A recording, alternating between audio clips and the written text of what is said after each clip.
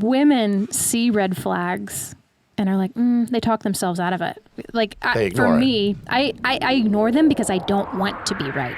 Welcome to the Not For Nothing podcast, the place where ideas unfold and conversations take flight. Topics such as relationships, everyday life struggles, and more with your hosts, Christopher Michael and Robert Evan. All right, so what's up, everybody? We got a special treat for you all today. We got Ashley Maland in the house. What's up, Ashley? What's up? How you doing? So she came all the way from St. Louis just to see us here today, and we got a super special episode in store. So we appreciate it. Thanks for coming all the way down here. Thanks for having me. Yeah, of course, we're happy to. Glad we got it to work out. We've been talking about it now for like 2 months. Has it really been 2 months? Yeah, I think it's been like 2 months. Oh my gosh, that went by fast. It did. I feel, what's so interesting? I don't know if you guys believe in like manifesting and all of that, but I literally, the week before you reached out, I was like, all right, in my, space, my meditation space, I was like, God, angels, universe, whoever is listening, if I am meant to like speak and like talk to people, bring me the opportunities. And then literally within a week, you and like 2 other people reached out to me to be on podcasts. That's awesome. And a lady for like these women's retreats in Canada. I was like, what is happening? That's awesome. That's amazing, though. It was nice. It's like you said, manifest, putting it out there. Yeah. That's awesome. It's like ask and you shall receive. It actually works. It does, right? But they call them vision boards, right? That's another way of doing it. Yeah, vision boards. Yeah. I feel like sometimes it just doesn't work when you actually really want it to work, though. That's Or the need problem. it. You got to let go of the outcome and just know. Right. You just got to know. You It's got to believe. terrifying, though. It's absolutely terrifying. Well, it depends on what it is, I guess. Yeah. Yes, context. Like some things, Absolutely. it's like, it's not terrifying if it doesn't happen. But Yeah. Right. Like, I hope my pizza gets here like 5 minutes faster. It's like, yeah. I'm Sometimes going to die on that hill, Rob. Yeah. If I'm at a red light and I'm like, green light, it doesn't work. Yeah. But that's okay. Yeah, right. But I feel like some people have a hard time with faith. Yeah. Like having faith that things are going to happen for them. Because you get discouraged. People get discouraged very easily. No, they do. They do. I mean, that's like Go ahead. No, you go ahead. You think that's the idea, though, like with faith, and not religion in that regard, just faith. It's the idea of you not being in control, and that's why a lot of people struggle with it. I don't know. What do you think? I think people struggle with faith because they don't see results in the time that they think that they should, and so they then start to doubt. I agree. Not a And then tangible metric. that makes them question everything. Right, I agree with that. Like, well, if this isn't happening, then who am I even talking to? Like, what am I even talking to? Right. I feel like that's what I feel. I feel like people struggle when they're working harder towards something and it doesn't happen for them in the time that they want it to. Yeah. And then that's what we say, like losing faith, right? Yeah. So, but I feel like people tend, more times than not, people tend to get discouraged very quickly. I think what people really need to realize is that you need to keep pushing forward, right? It's the easiest thing in the world to give up. Yeah. Like it really is. It takes no effort at all. Yeah. But if you just keep pushing, keep staying on your path and keep, doing what you do, Well, you're going to get better and better at it. You're going to improve and you're going to see results because how could you not? I think people kind of lose sight of that sometimes. yeah. I mean, it's all about like accepting that whatever it looks like, it was meant to look that way. Because you're going to learn something no matter what. Whether it goes the way you thought it would or it goes the complete opposite direction, you're learning something. Right. In fact, it is better for you in the big picture when it doesn't go the way you expected. Because you are forced to like go through a path Adjust and that learn. Yeah, you're going to learn more. The whole concept of you can't succeed without failing, know. No, you can't. It's honestly, it's like one of the truest things. And you do, to a degree, you need to learn how to make adjustments in life. Yeah. Right. So if everything kind of always goes as planned, like you never learn that skill set. Right. You sometimes you need things to go the wrong way. Yeah. So that you learn how to either improve or adjust yourself on the fly. Right. So that you know how to react to certain situations. Right. And understanding you're never going to want it to go the wrong way. It's never going to feel good. No. It always not. sucks every time. Absolutely. But I think, too, whether it's the right way or the wrong way, quote unquote, whatever you want to call it, learning from every experience, for better or worse. I mean, you said this idea that, you ask for something, if you don't get it, you get something else. Yeah. I think, too, people struggle with not necessarily religion, but faith, because if something terrible happens to you, your loved ones, your family, God forbid, like a cancer diagnosis, and it's just like, why would this happen? Yeah. And I've always admired people who are religious and they have actual faith in what they do. I struggle with it.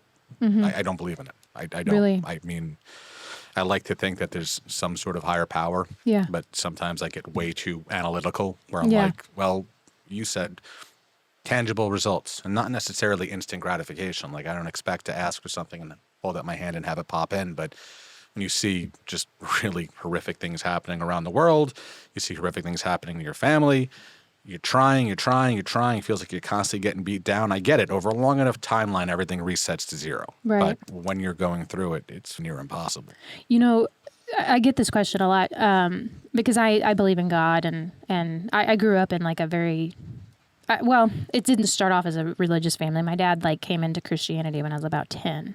And he had a pretty rough past, you know, from when I was younger than that. He partied a lot, and him and my mom had a terrible, horrible relationship, and that ended badly. But I don't like the religious aspect of things because it puts so much pressure on you, like to believe in certain ways. And I think when you can open your mind, it makes the idea so much easier to what is the word I'm looking for? It makes it easier to like bring it into your heart because, for example, so many people are like, why did God let this happen? Like, my mom died of cancer. She's my best friend. It's the only person I have in my life. It doesn't make any sense. Like, I can't believe in a God that would let something this horrific happen to my mother. But in my eyes, it's like, I don't believe that God lets any of these things happen. I don't believe God gave your mother cancer.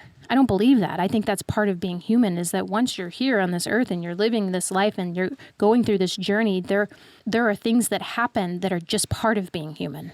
Right. I don't think it's God. I don't think God punishes people. I don't believe in that, like the religious aspect of people are going to hell and they're going to be punished while they're here. I don't believe in that. I think God is genuinely love. It's that ultimate power that brings us together, that resides in all of us and gives us strength and courage and helps us to, you know, live at a higher standard. But I think that with that, you know, it's like, in religion, they say that God gives us free will, and where there's free will, things happen. Like, and we do it too. You know, there are things that we've done to ourselves. We do a lot of things to ourselves, and we blame it on a devil or, you know, these spiritual forces. And it's like, no, like, you made a conscious. It wasn't choice God or the devil. This was you, and this is the path you're on, and that's okay. And you're going to learn from it, and everyone else will learn from it too.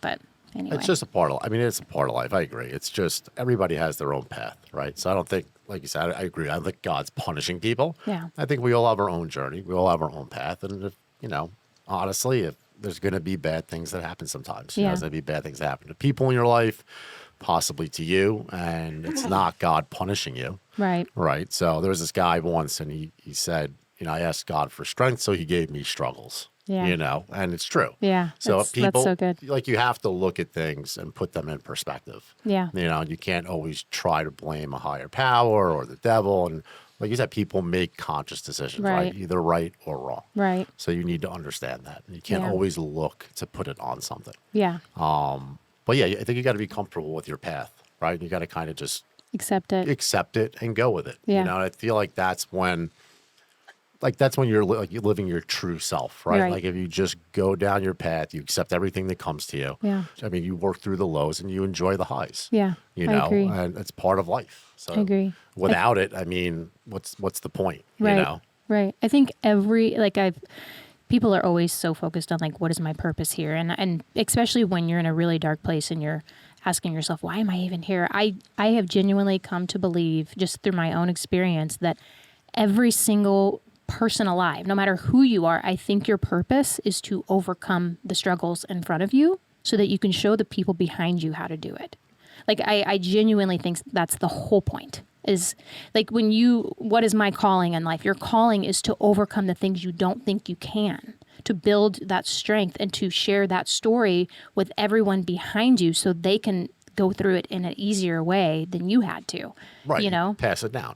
Yeah, pass it down. Exactly. You gotta it's like the down. idea of parenting, right? Like, to a certain extent, you don't want your kids to have the struggles that you had to go through. Right. And we're just talking about it on another episode where we said, you know, we're talking about why parents are today soft, if you want to use that word. But the idea is that, you know, our generation is the one who are now raising these kids. And it's like, well, we didn't necessarily have the easiest upbringing. Right, so like, you kind of want to do a 180. And I have a friend, her and her husband, they're a little bit older, probably early 70s, late 60s. and they're very well off. Like they built an empire of commercial real estate, but their kids are not necessarily the best people. Like they're not bad people, but they flat out said that they had nothing when they were growing up, and they overcompensated. They said because they wanted their kids to have everything that they couldn't experience as kids, and kind of created monsters in this process. So it's a balancing act. But we talked about it again on several things. You just want to raise everybody with good values, like a good head on their shoulders.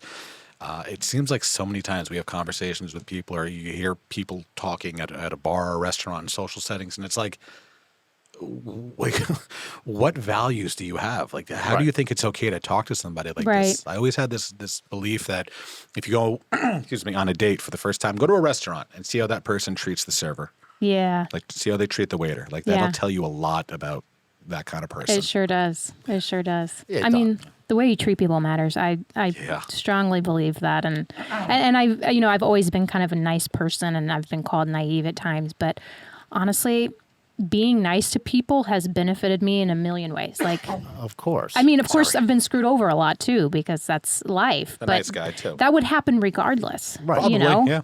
You're gonna get screwed regardless of whether you're a nice person or not. But I mean, you could make your life a little easier by smiling at people and greeting people and making them actually feel like somebody sees that they're human and they're alive. Yeah, there's nothing wrong. I mean, listen, people always try to come down on others for being too nice, or they say you're too kind, or I mean, I've had people if I see a homeless person, right, like I'm always going to give them money, right? Like that's just who I am, right? And I get people, they'll say to me, well, they're just going to go use it to buy drugs, or they're just going to go do this, and I try to explain to them, well, here's the deal: if I thought like that, I would never help anybody. Yeah. So I can't just choose to think that way. Like it's not as easy as you make it sound. Right. Because if everybody thought that way, no one would ever lend a helping hand. Well, that's the thing. It doesn't matter what they do with it. It blesses you to bless someone else. It makes you feel good. Like, yeah. I think that's like a good reason to be selfish. Yeah. Well, at the end of the day, what does it matter to you, right? Like, that's about as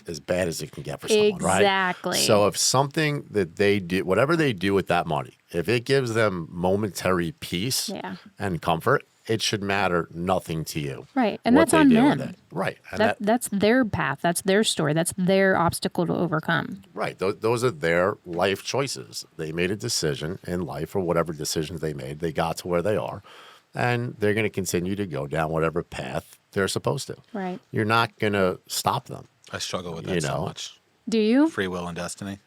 Let's talk about it. Let's talk about it. Let's hash it out. Let's hash it out. First off, we'll never know, right? Like, is there free will or destiny? Like, you can live your life a certain way, but you're never going to know. And that right off the bat already fucking bothers me. Like, already I'm like... You're saying what? If there's a destiny and a path predetermined for you, then you have then being no free will? It's like the idea of, like, I guess, like, people now love conspiracy theories, right? So they talk about like the Illuminati and the Rothsteins and all. If there is something that big, you have no say in it. Like, you're done. Yeah. So I think about that with free will or destiny. Like, do I already have a path laid out? And now that I'm thinking about it, well, was that part of the plan for me to struggle with this? Or is it just not real? Some people believe that before you are even born, your soul chooses the life that you're going to live. That you choose every single obstacle that you're going to go through in order for your soul to ascend to a higher place. And honestly, I don't know if I believe that or not, but it's kind of a peaceful way to think about it. It is. Because it's like, see, that bothers me. Because, again, it means it was all predetermined, so fuck it. But no, because... But really, though, like, I mean... Just because something's listen... It's like saying just because something's predetermined for you, like no matter what, you're going to get there. Then it's not predetermined because if I can change the outcome. Well, what maybe the tiny details aren't predetermined. Maybe where you end up is predetermined. I don't know. Maybe. Yeah. I don't either, and it bothers me. I think that you're given different paths throughout the course of your life and different tests, right? Yeah. And I think in how you choose and what paths you go down determines inevitably where you wind up. I don't think you're necessarily destined to wind up in one place all the time. I think that there are alternatives. Yeah, for sure. I think the life choices you make and the decisions that you make is inevitably what leads you to that path, to that destiny that you're going to fulfill. Right. I kind of just feel like, whether or not that's true, either option, I only get one shot at this as far as I know. That's as far as I true. know, I only get one shot. So I can either spend all my time, feeling negative about it and like pissed off and, miserable about it, or I can just make the best of where I am, what I'm doing, and who I am, and do the best I can as a human being to contribute, in a positive way. And that's all with you life can experience, do. though, right? Oh yeah. Yeah. Yeah. Like you, like I had a lot of anger when I was younger, and I'm sure it stemmed from a lot of trauma, which Yeah. is probably blocked somewhere in the top of my brain. Yeah. But as I started getting a little bit older, I was like, it's fucking exhausting. Yeah. Like, and it's not to say I don't have moments like I get really just annoyed, but as I'm getting older, just trying not to stress things you can't control. Yeah. It's been difficult, but it's been getting better. Yeah. To the point where I'm like whatever. Like you just said it earlier, like what hill do I want to die on? Like how much energy and effort do I want to put into this? Yeah. And both of you have heard me say this a million times. My biggest commodity is time.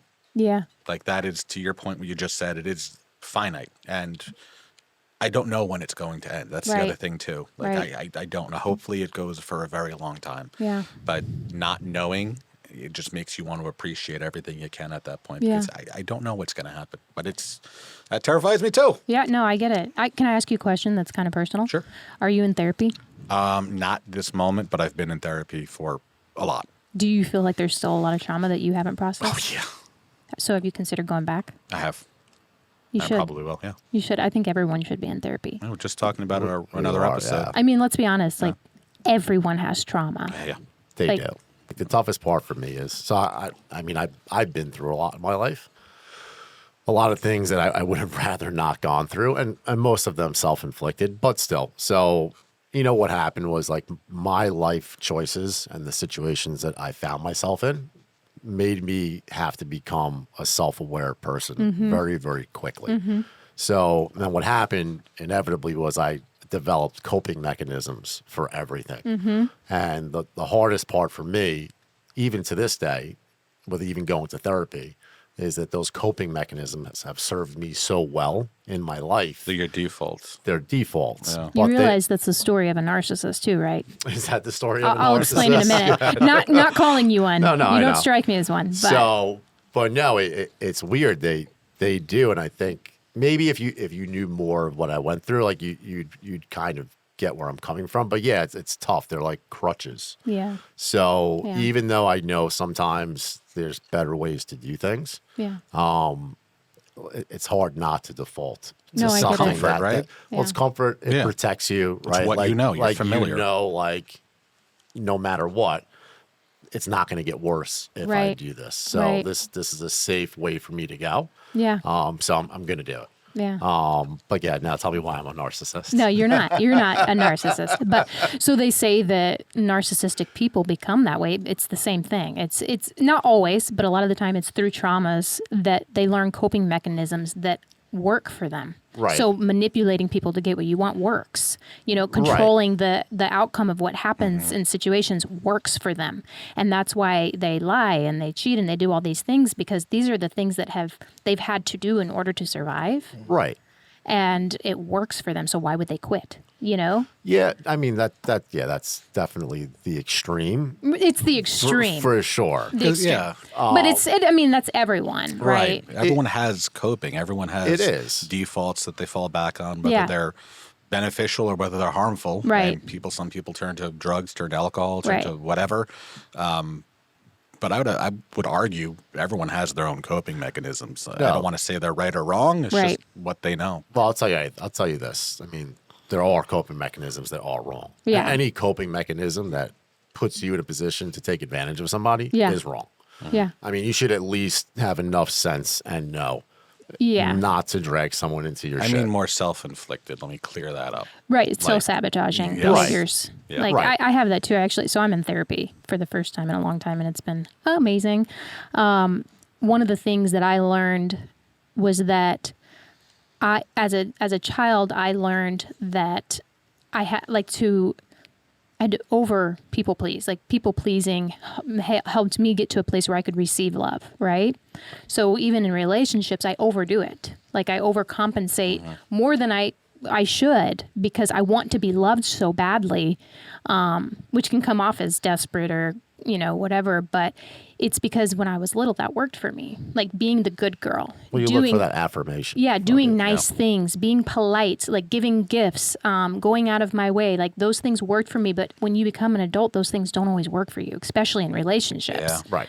And I had to accept that in therapy. And that was like a hard moment for me to go, wow, okay.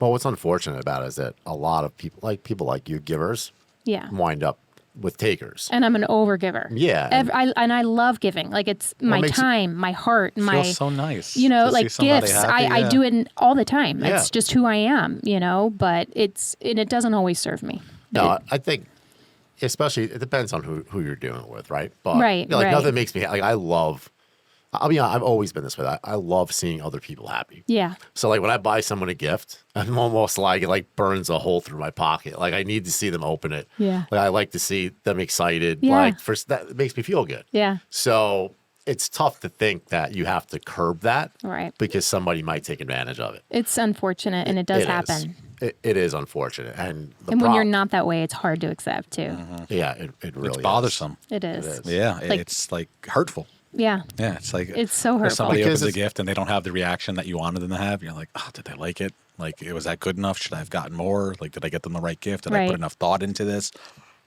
That's my personality, the overanalyzing of everything. And I've even done like those personality tests. And then I think there was for work we did Clifton Strength Finder, right? Whatever it was, and it's more business related, but. Immediately, the first thing was like, yeah, you overanalyze this shit out of everything. It's not helping. Like, just everything's going to be fine. Just stop questioning everything all the time. And it's something, I joke about it with my mom now. Like, I've always just had this really big problem with authority. And I don't know, I'm sure it comes from somewhere, but I just question and challenge everything. But now it's getting to the point where I was like, I'm pushing 40, I'm just like, it's fucking exhausting doing this all the time. Yeah, I mean, that's not necessarily a bad thing to question. I don't think it is, because I just, my whole thing is just tell me the why. Yeah. Just that. Yeah. Like, just give me the why behind it. And anyone who's genuine and authentic should be able to answer that. Yeah. Oh, absolutely. And if it's work related, I get it. Right? You got to feed the machine. You got to make more money. You got to sell more stock. You got to get more investors. But just give me the why. And I promise you, I'll be that much more engaged and care that much more, even if I don't agree with it. But honestly, it's good to have people like you, because anyone who has an issue with being questioned, I mean, it's kind of a red flag. It's a big red flag. It's a huge red flag. It's a big red flag. It's like, ooh, who's living out of their ego? Like, anyone should be able to be questioned. I'm not looking to expose you. Just explain it to me so I understand why we're doing what we're doing. Yeah. That's all. You can always tell when someone's being genuine, right? It's the responses to questions is very effortless for them. Right. You know what I mean? And you can tell when it's coming from a genuine place. Yeah. And you can also tell when someone's fishing for bullshit to feed you. You can see it. You can hear it. You can see it in their demeanor. You know what's funny about that is that sometimes you can see, well, as women, I should say, maybe men aren't this way. And that's probably why women get dragged through the mud so much in dating. But women see red flags and are like, they talk themselves out of it. Like, for me, I ignore them because I don't want to be right. But everything is like, the alarm bells are going off, and I know without a shadow of a doubt, but I'm like, I could be wrong. I'm wrong. I got to give people the benefit of the doubt. I've got to give this person a chance. I don't know that that's right. Just because I feel that way doesn't mean it's true. Like, you just totally overlook it because you don't want to be right. And then you regret it every time. Yeah. I mean, I've said this before, and I actually have a clip for it, but I think it's true. So you have to stop avoiding red flags, right? Yeah. And I say this, and I've said this before, like, when you think about it, like friends, family, people that have been in your life for an extremely extended period of time, right? Yeah. Like you already, whether you know it or not, you have a bar set for yourself, right? Like you have a certain standard for the people that you keep around in your life. Yeah. So at the very least, anyone new that comes into your life should meet that standard. That's a good point. It is. And if you're not willing to ignore those red flags for the people that have entered your life up to that point, right, you should never be willing to do it for somebody new, because they're only going to disappoint you. Every time. They're going And then you're mad at yourself. Yeah. Yeah. Like self-sabotaging. Yeah. But you know what it is? Like, when you have a big heart, you want to see the best in people. I do. Like, I always want to see the best in people.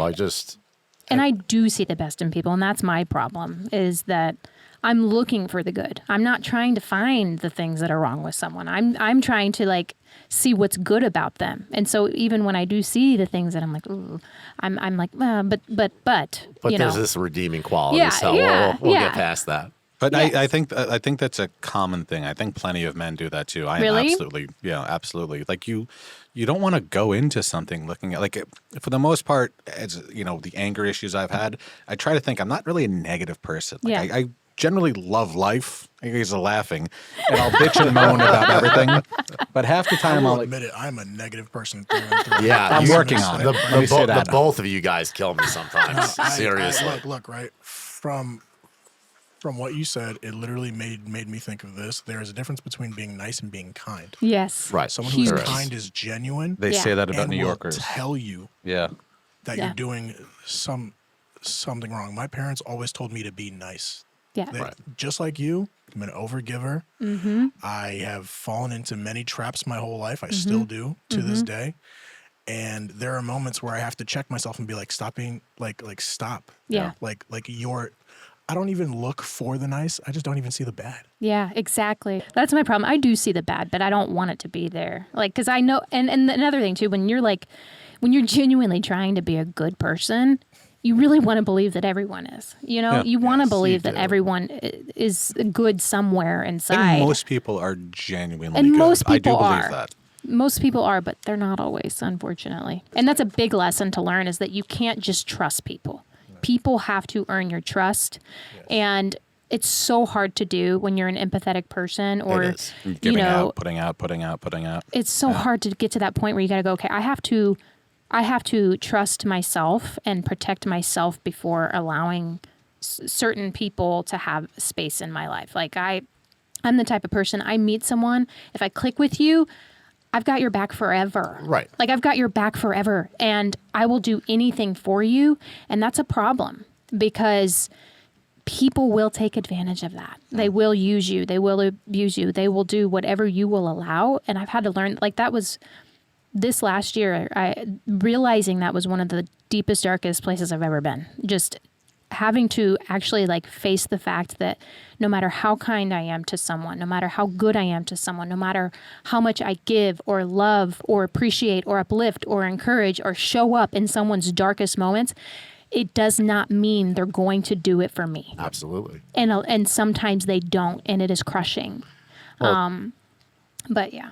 Yeah, no, it is. It's tough. It's we talk about it all the time, like the friends that are battle tested in your life. Yeah. Like those are your true friends, Yeah. right? The ones that always come through. Not the people who say they're going to have your back, the people that actually do. Right. The Have done people it, that shown it. The always, people that have proved it. Yes. Right. The people that always show up. And I Yeah. always tell people, I say this all the time, when the chips are down and someone's backed into a corner and it's you versus them, you'll find out who your friends Oh, are. it's so true. Because It's so true. instead of them laying down and making a sacrifice for you, they're going to step right over you. And you're going to see just how quick they were never really your friend. Oh, yeah. Yeah.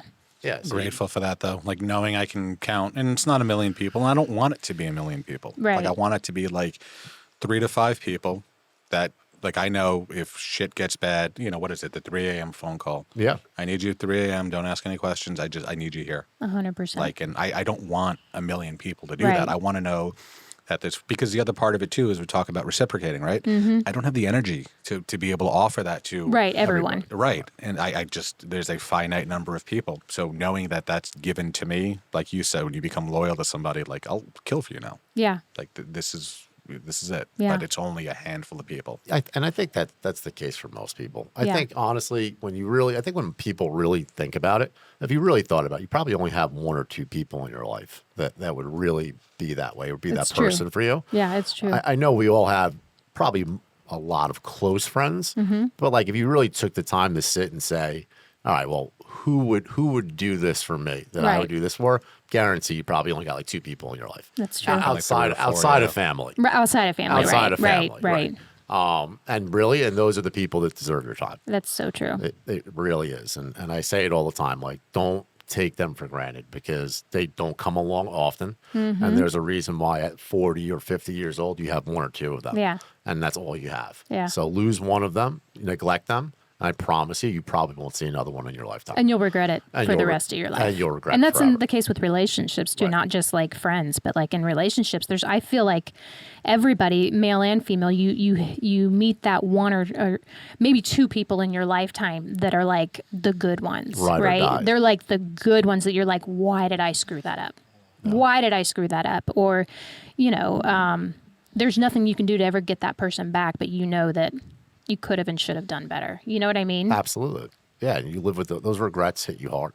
Yeah. I mean, you think about them forever. You think I'm telling you, I have a few regrets in my life, and I'll tell you that I can get over rejection, being Right. disappointed. Right. The one thing I never get past are my regrets. They Wow. always sit there, like always. Now they don't disrupt my life one way or the other, but I always think about them. Yeah. Like there's a couple of instances that for some reason they'll just surface every Yeah. now and then, and I'm Yeah. like, man, I can't believe like 20 years later I'm still thinking Wow, about this. that's interesting to me. It's wild. I genuinely feel that every single relationship I've been in that went beyond like just superficial. Right. I gave my best. I did my best.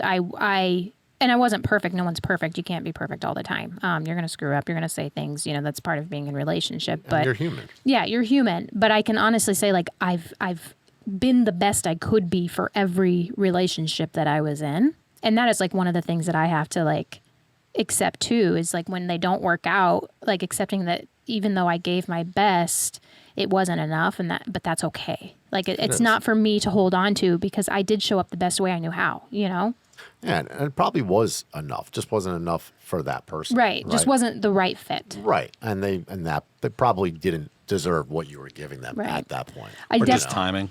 Yeah, or timing. timing. It could be timing too. I think I'm a very deep person. Like, I like having deep conversations. Like, and I think I made the post once, but I don't like surface level stuff. Like, if I'm going to be in a relationship with someone, I want it to be everything. I want to be best friends. Like, I want to know everything about you. I want you to know everything about me. I want to be like your biggest fan, like your biggest supporter.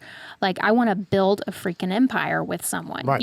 And some people just aren't ready for that. Like you meet people and they don't know how to go beyond surface level relationships. No, and so they it's don't. terrifying to Also, meet something someone. too, though, for when you talked about trauma earlier, a lot of people don't know how. Oh, Like, they true. want to, Yeah. but they do not know how to do it. And it's just That's a good point. stuck in, I don't want to call it like arrested development, but they're kind of just like, they don't know how to move They're forward. not ready to face themselves. Oh, yeah. So it's hard to like, And I've been there. you're triggered by everything when you're not healed. Yeah, like, Absolutely. you know what I mean? You have to be healed as a person to Or bring at least someone healing. into your life. Healing, right? Or the process. Because you'll never be Right. like one of the things I like to remember is I'll never be healed. Right. As long as I'm human. But striving to heal helps me as a person and in my relationships. It does. Like you can face those triggers and go, okay, that was me. I was triggered by something. You didn't do anything wrong. Right. Versus, I'm leaving now because that was too much. Right. I can't handle this. It's Yeah. enough. Yeah. But no, you do. You have to, because it's tough to give to somebody when you're not really where you want to be. Right. It is, and it's hard to think about someone else's feelings Yeah. when you're still worried about your own and Yeah. what you have going on. Yeah. So it's it's not fair to somebody to drag them into something that's unresolved or that you're still working to get past. Right. And more than likely, it's going to set you up for either a toxic or bad relationship. Oh, toxic for sure. Yeah. So we talked absolutely. about like the idea of, but I think we're all in agreement. Therapy is just extremely beneficial. And Right. Could be painful, but generally, long-term benefits. Yeah. It's worth it. Yeah. Aside from therapy, your Instagram page is really a lot about self-worth and self-love. Yeah. So therapy aside, what other guidance or advice do you have for figuring yourself out? I would say taking a look in the mirror, like you have to accept that you've got your shit and you have to be able to look at yourself like truthfully. Like one of the people I love more than anything in the world is Jordan Peterson. He talks a lot about amazing. accountability. I love that guy.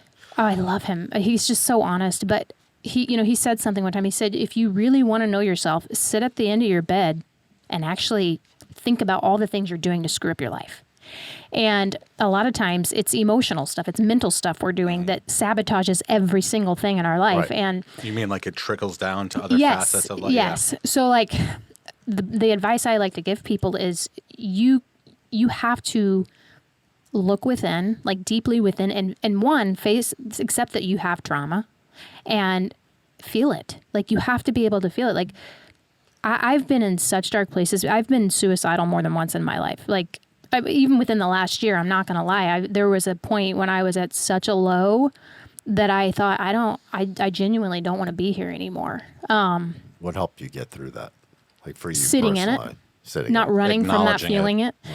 Yeah, I because that's what people do. They ignore it. They fill their schedule up with a million things. They get on medicine. There's nothing wrong with, by the way. They numb themselves. They numb themselves. They drink. They smoke. They party. They work. They become workaholics. They don't sit in their grief.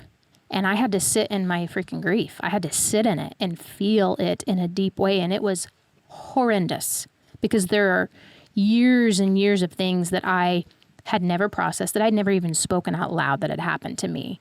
And I had to really like sit in it and just let the floodgates come, which is a lot of the reason why I have videos where I'm crying. I see. But I get teased for it all the time. People are like, why are you always crying? I'm like, because I'm processing my trauma, people. Okay? Well, you're a very genuine person. And I'm real. I have nothing to hide. Like, I would rather be open and honest and have nothing to hide, Like, it doesn't matter what anyone has to say about me. I'm going to be the first to be like, yeah, that's true. It's sad for them that they would actually put a negative comment on a video like that. Oh, they do all the time. It's wild to me. It's like people are so like you're obviously the one that has the problem. Right. It's funny. Like, it's funny. If you can look at someone in a vulnerable moment and attack them, you have issues. Garbage human. I know. No, I know. Yeah. But they're all over it. They're all over it. It's what a narcissist, just seeking attention. I hear it all. No, it's not. And I think though, like one of the things where if you're scrolling through Instagram or TikTok or any of these social media platforms, it can be overwhelming. Just like anything, you get in a lot, but I think a lot of it, the stem or the root cause of it is, again, people it's being talked to, and other people have addressed it. Other people are moving on. And there are times where I scroll through videos like that, whether it's self-love, self-help, and I'm like, that's where I want to be. Yeah. And it's just frustrating that I'm not there yet. And then you're constantly seeing it. You're like, I think the self-worth for me, self-love, it began when I started realizing that I was no less human than anyone else. Like, my therapist told me something that was so good. He went to this like retreat or something, and it's a funny story. So they were supposed to wear black socks. For some reason, on like the itinerary, it's wear black socks for meditation and things like that. And he didn't read it. And so he brought white socks.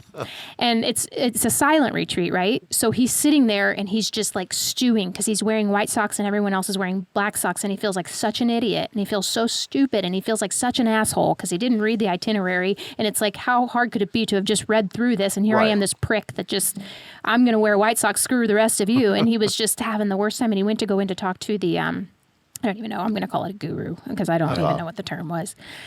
And he was like, so how's it going? And he's like, well, it's not great because I wore white socks and I was supposed to wear black socks and I feel like such an asshole because blah, blah, blah, blah. And the guru just looked at him and was like, so when are you going to come back down to earth with the rest of us humans? Right.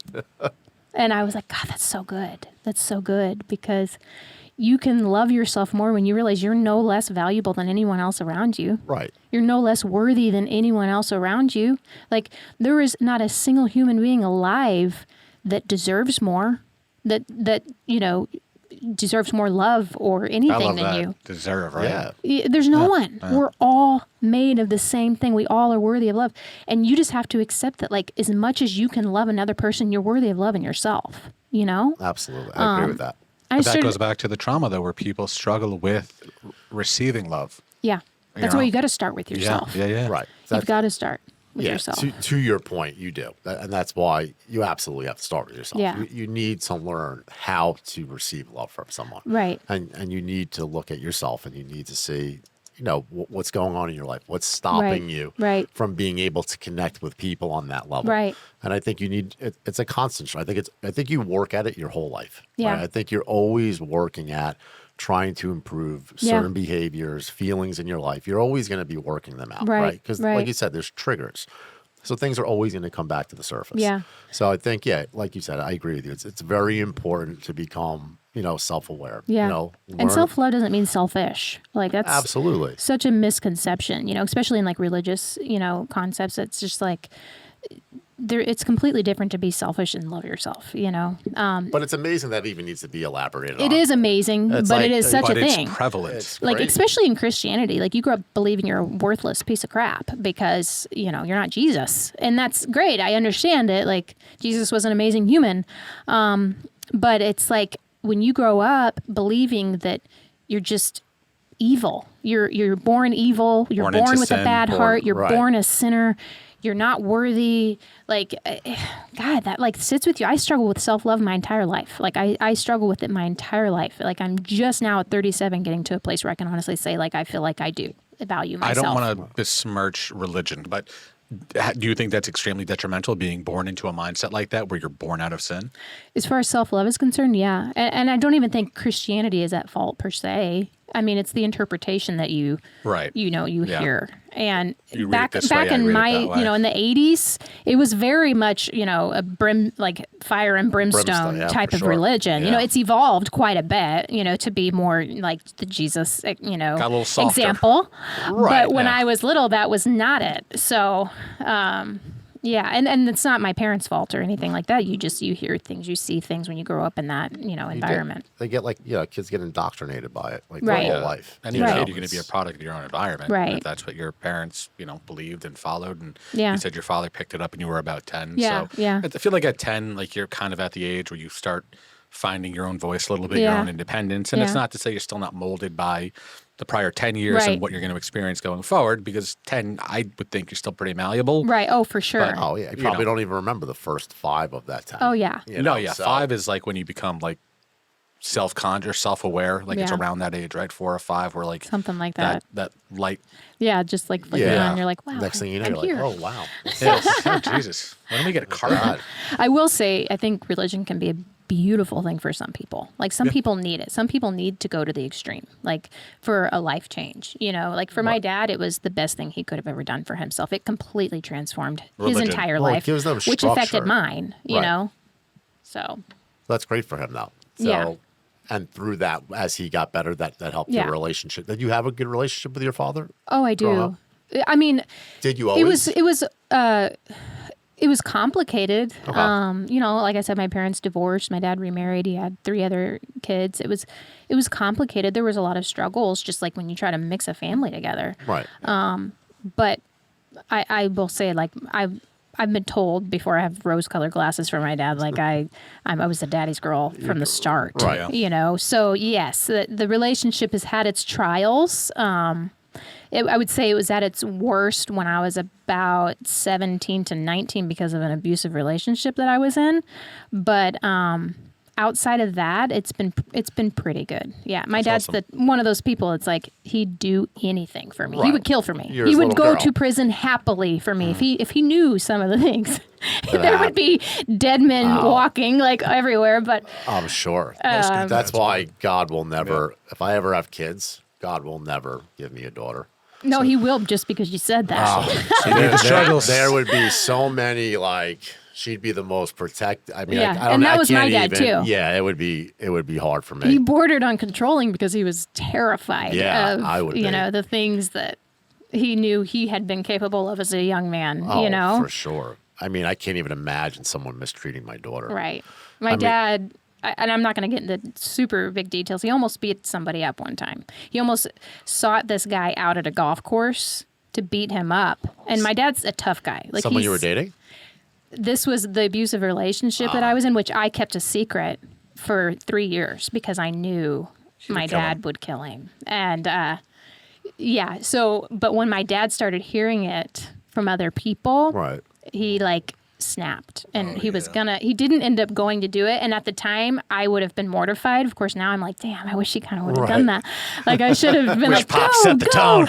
Yeah, but no, it was wild. It's tough. It's speaking on like, you know, parenting and even relationships. The one thing I've noticed is, I mean, obviously you were in an abusive relationship, but I'm noticing more and more today that just there's no chivalry anymore. I know. Right? Like men just don't know how to treat women. No, they don't. And it's the craziest thing to me because I'm very close to my mother, like you're close to your father. Yeah. So, you know, she raised me a certain way, and I have a very profound respect for women. Yeah. And I'm not saying you need to be to the extreme. Not everybody has to be like me, and I'm aware of that. Right. But it's almost like it's just gone. Like it's sad. It's deteriorating completely. It's so sad. And I don't get it. It's even, we were saying this once before, that it's our parents' generation. Like, Yeah, but right? it's Like our our generation. generation. Yeah, of, it's your like, generation it's that really our is. kids. That's raising the kids. So what the fuck? Right, what's going happens? on? Because genuinely, that's so true. It is. Like you, if I was to date a guy, you know, around our age, they will actually open a door for me. Right. If younger, I have to ask for it, and then I'm considered like high maintenance. Right. If I ask someone to open a freaking car door for me, oh my God, what else are you gonna want? All right, princess. Right. It's crazy. And it's like, there's like a sense of entitlement. Like, But why is that though? Because don't know, our it's generation, weird. who is now, raising Right. these kids, What's going on? I Like, would I never can't fucking figure it out. Right. I would never raise my kids that way. Like it's know. wild to me. Like what? Like did you not have a mother? Like you have to have respect for your mother, right? Right. Like so, if you respected your mother as a woman, You would think. you would think that you would just carry that same respect over to any woman, especially someone you're dating, Yeah. right? And for some reason, it got lost. Like there's a disconnect today. Yeah, there totally is. I had a guy once actually say to me, I think you're going to require too much from me. He said What that. did you? So can we get context Like, on this? what So a- what did you? Like I can tell you What right was now, too much? Prima donna. He is a prima donna for sure. I'm not. In fact, I'm almost a little too laid back, to be perfectly honest, where it's like I should be requiring more. What, like in terms of So What what he you're asking? meant was I was going to be the type of person that would actually expect him to take me on dates consistently. what does that mean? That's what he meant So by what did- I might require too much from him. Did you ask? And because I was the type of person that was like, my door. Hello, which was mostly a joke, to be honest. It was mostly a joke. It was just, it's a fair teasing, Yeah, but you also got- kind of like hinting. you got jokes too, though. I know. Like, oh yeah. But I literally was just kind of like, But it's like why? Like, but what he really meant was, listen, I don't really want to date. I just want to chill. right. Yeah, we That's don't know what he that meant. means. Chill. And I have a bad feeling you're going to want to be the kind of girl that gets taken out all the time. And it's probably not going Because to I happen. asked you to be a gentleman. Like seriously, Right. Like, what's wrong with you? Dude? Right. Like what does that. that have to You do with you drew that conclusion from me. Not like seriously. Me asking you I to think it open was up a door because for I me? said I was bored. I was like, we were just sitting there and I was just kind of like, Like in Yeah. a car, on a couch. on a couch, was just kind of sitting there bored, like on my phone. I could do this at home. Oh well, Was this supposed to be a date? that's the other thing. It wasn't a date. We were Was this just the first hanging time you- out. Hanging out. Was this the first time that you met this guy? No. We had been kind of like seeing each other. But yeah, so that should have been a red flag. But like you said, like, oh, like I'm kind of bored. Like that doesn't mean you're asking this guy to go out and spend $47,000. Yeah, that's Can we what I go was for a just gonna walk? say, like- Can we go to I'm- a lake and go walk around the lake? Can we Effort go? doesn't mean money. Right. Yeah. Can we Effort do doesn't something? equal money. Preach. Effort is Right. effort. Like, Just give me quality Show me you time give a doing shit. so something. turn the freaking radio on and let's like dance or be stupid. Anything. Like, Right. just show attention. Can we play a game on the Yeah. phone, like a trivia Yeah. game? Pull out some Is it- cards. Like, get a Monopoly board, like Yeah. something. yeah. Fucking Just Christ. give Yes. me something. I'm If telling you you, just it's want to the stare blankly into the void, I can 30 do and that on my under. own. It's just, God forbid they pick up a phone and have a phone call. oh, don't even Like, get are me you started on serious? that. Like the text, like I get it. Like that's fine. Texting's convenient at time, but when you're dating someone, like I will always pick up the phone to call someone. Yeah.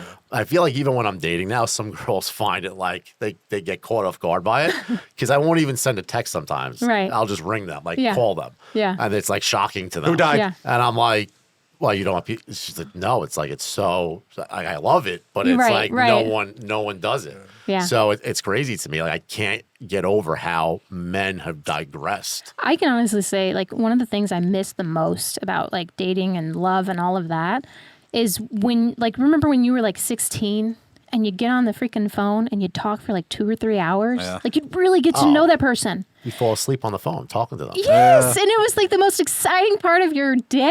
was Like, amazing. that doesn't Yeah. happen anymore. I wish I was 15. What was your longest phone call ever? Oh God, I'm sure it was at least 3 hours, So, but when my- you're 15, My That's a long longest ever, like my longest conversation ever was 7.5 hours. Jesus.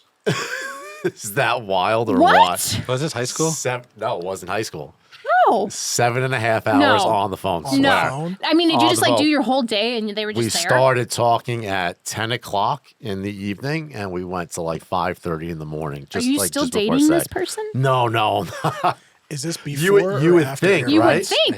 You I would mean, think. the chemistry had to be off No. the charts to go for 7 hours. That's a whole relationship for a lot of It people. was like, You got to know her better in one day. it was crazy. you right, would because on the someone third in date, you're in like, well, 7 I months. fucking know everything about you It was now. wild. I'm telling you, after that conversation, like in the beginning, we were so all about each other, and then it just kind of faded. But yeah, that instant connection, I couldn't believe how it went from that to us kind of just fading. And it wasn't like, anything toxic. Right, that's good. We just kind of faded apart. Well, you may meet back up again one day. Yeah, maybe. I mean, I kind of hope you do. right after that kind of phone call. I mean, my God, It's wild. But I would give anything for a guy to just. sit on the And phone. you know what? No, I'm going to change the language here. I wouldn't give anything for a guy to do anything. You'd appreciate I have requirements now. Yes.